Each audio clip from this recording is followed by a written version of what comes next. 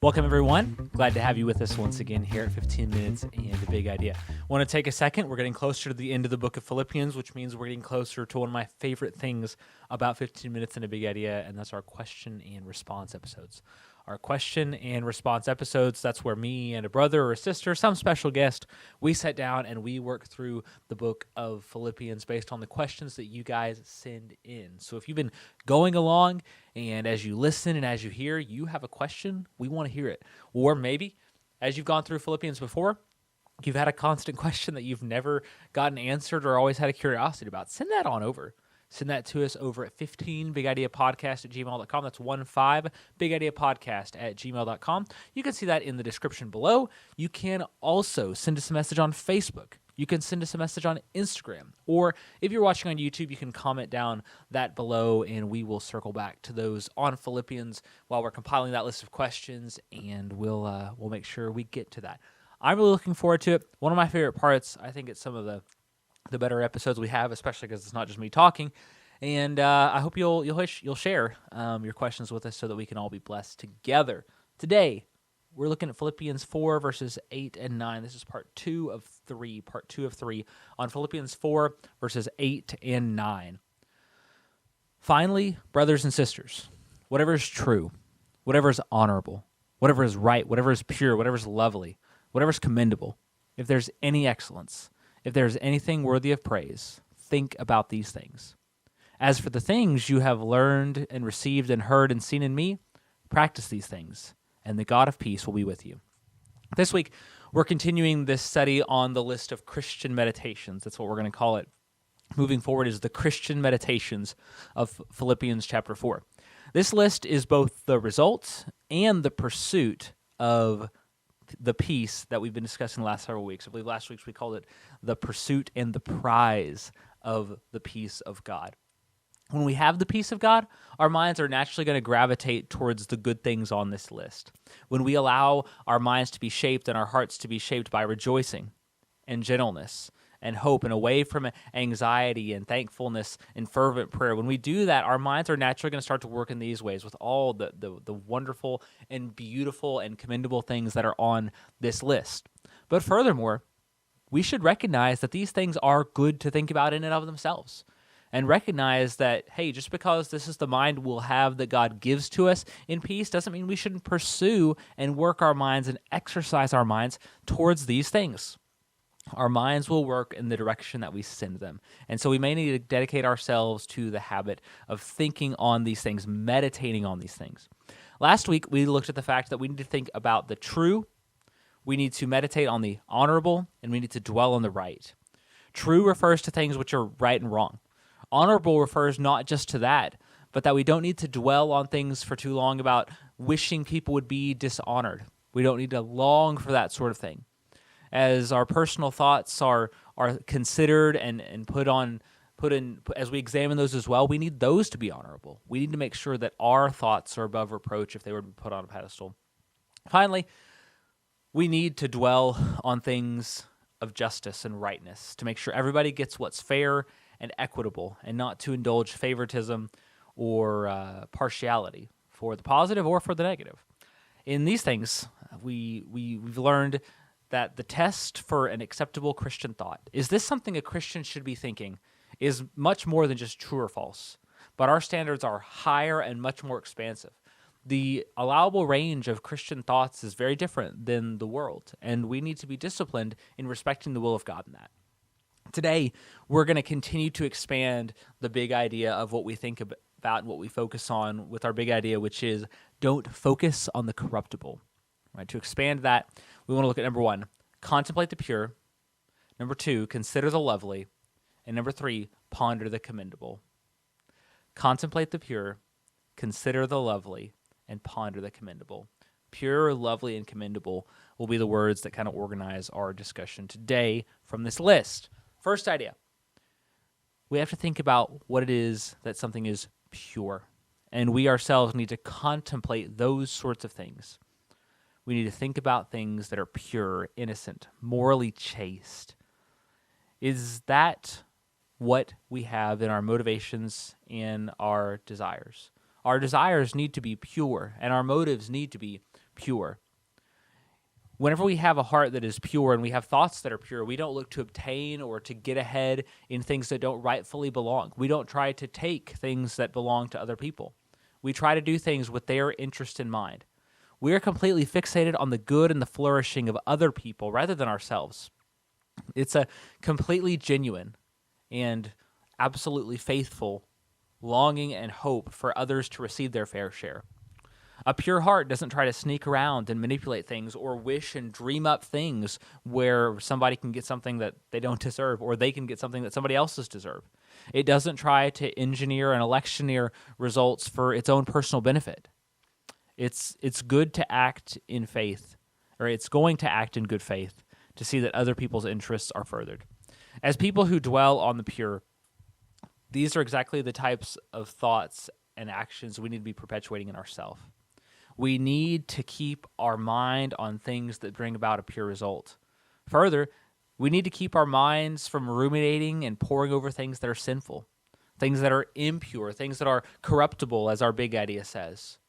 We shouldn't allow those into our hearts and minds, because when we allow those into our hearts and minds, even to just consider them and think about them and examine them, unless it's with a lens to denounce them and bring the truth of God to them, when we just bring them in and allow those thoughts to dwell in our mind without rebuking them within ourselves, we're giving them a foothold. In 2 Corinthians, Paul talks about the fact that the war of the kingdom of God is for the hearts of men. That's about casting down imaginations that raise themselves up against God. And our actions are always going to move in the direction of our strongest thoughts. So if our hearts are always plotting things that are impure, they're not acting out of purity of motive. They're acting for revenge. We shouldn't be surprised when we undertake such actions. If we turn our hearts over to sexual lust and turn that over in our heart, we just think about it. And we may begin not by wanting it and saying it's good, but we just think about it and we ponder it. Much as Eve pondered the fruit before she took it, we ponder those things. We think about things in that vein, and before long, our sinfulness begins to find it attractive. If we give attention to things like substances, drugs, and alcohol, we're just going to intensify that desire. And so as Christians, if we want to avoid sin, we need to choose to give attention to and make sure the thoughts we give our energy to are thoughts we want repeated and thoughts we want shown in our action. We can't expect our hearts to be full of the peace of God when we choose to focus on things that are contrary to it. Next, we read that we need to focus on things that are lovely. And this is a word that is especially difficult to try and define in a way that doesn't get absorbed into the other words. Now, a lot of these words have overlap. As we described the word pure and pure motive, there's a notion of justice and righteousness that comes with that we desire what we deserve, and we don't desire what others deserve. All these words are going to have a significant amount of overlap, but they all have ways in which they distinguish themselves from each other. And so we want to try to take care to identify what's that central locus, that thing that is unique about this word that's different from the other words, so that we can pursue that. And so there's not some aspect of our thinking that God is calling us to have that we're just kind of ignoring because we think that is part and parcel with the other words. Specifically, things that are lovely or things that are attractive, things that are beautiful, things that are to be desirable. Well, I think especially of things we find in nature, of trees and plants and flowers and animals and springtime. All of these sort of just absolutely beautiful and lovely things that you see the glory of God and you can't help but ponder them and fix your mind on them and rejoice in how good it is. In order to get more clarity about what we mean by lovely and what sort of thoughts should be or disallowed by this example or by this command here, we think about maybe the antithesis, the opposite. The antithesis of things that are lovely are things that are grotesque, that are repulsive, that are ugly. These are not things we should fix our minds on. What are some examples? Well, I think about things that are just incredibly morbid. Don't run through, replay, or especially rejoice in your mind over things that are actual suffering and pain of other people. I'm thinking about, if I could just be very clear, things like car accidents, people's other physical injuries and bodily harm. Some people, whenever they hear about those sort of things, they're like, oh yeah, this is really interesting. This is so cool. I would encourage us to not have that sort of desire. In many cases, when it's us personally and we've experienced those sorts of things, that choice to play these traumas over in our mind is quite unhealthy and not productive to move past them. Now, to be clear, when I say about, focusing on these things, some of you may have occupations where you're serving people that go through physical bodily injuries that are, we might say, grotesque and difficult.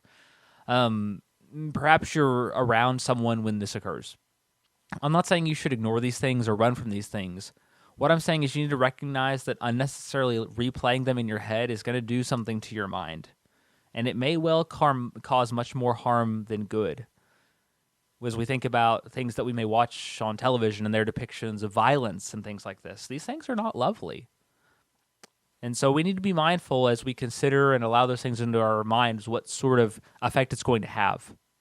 Instead, we need to focus on things that are lovely, that are desirable. We mentioned the beauty of God's creation, the wisdom of God, or the beauty of God himself and his great character. When we turn to these things, we'll more fully experience the peace of God. Last, we need to ponder things that are commendable.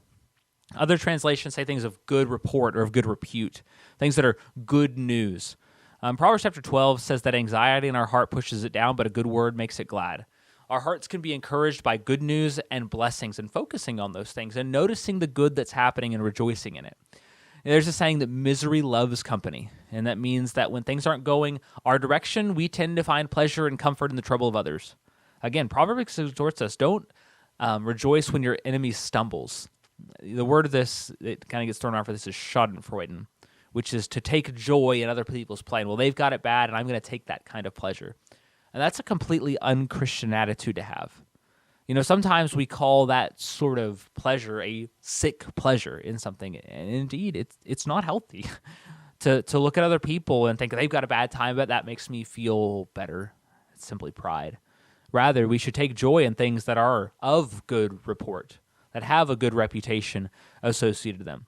Now, as I mentioned, whenever people get what they deserve potentially, it's right to rejoice in the appropriateness of justice being done, but it's not right to rejoice in that specific pain of the person involved.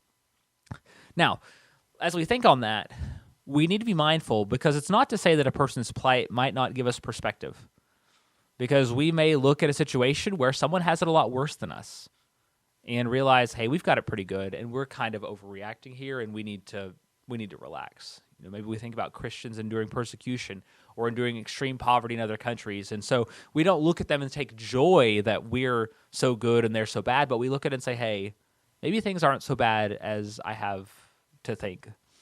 In this sense, this models us to the exhortation to look at the good things. And sometimes that encouragement to look at the bright side, though, can really be rebuffed because it doesn't fix things. And it can be confused for an attempt to just find pleasure in other people's pain, but that's not it at all. So we've talked about repeatedly through this series on the Christian mindset, the Christian meditations. One thing is that we've just seen again and again is that people can really misunderstand this. So there's a fine line of what we're doing and what we're not doing. And we need to make sure that we don't try to, one, rebuff the counsel of God, but also, two, give something that's really just our advice that looks like it has a Christian stamp on it as well.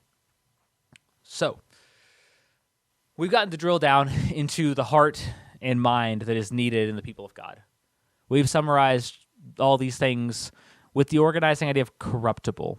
Don't turn your attention towards those corruptible things. Those things that we should meditate on are pure and lovely and of good report. They're not corrupt or decaying themselves. If we find ourselves surrounded by thoughts of death, of pain, of ugliness, of darkness, we shouldn't be surprised when our thoughts take on a similar character more generally. If we put thoughts of darkness and decay into our minds will begin to generate those themselves. And we shouldn't be surprised when our actions move in that direction as well, in the direction we feed them. And so I want to encourage all of you to focus on purity, focus on things that are lovely, to focus on things that are of good report, in faith that the God of peace will be with you. Not with a naivety of pretending like everything is good, but to give attention to what God has commanded. So are you turning your mind towards pure things? Or do you fill your mind with sin? In terms of your media, your TV, your music, your streaming, the social that you intake. Does it constantly pervert God's standard of purity? Does that cause you to think lightly of impurity? Or do you focus instead on things being chaste and right and moderate? Do you focus on things that are lovely or beautiful, or do you think about things that are grotesque and ugly? Do you rejoice in good news, and do you look for good news, or are you always looking to hear about somebody's misdeeds and failures and always trying to get the bad news? Do you thrive on gossip and hearing other people's dirt, or do you want to hear the best about others and get a good report and motivate and think on things that themselves have been venerated and are commendable with a good report? Thank you so much for joining us today on 15 Minutes in the Big Idea. Today's big idea: don't focus on the corruptible.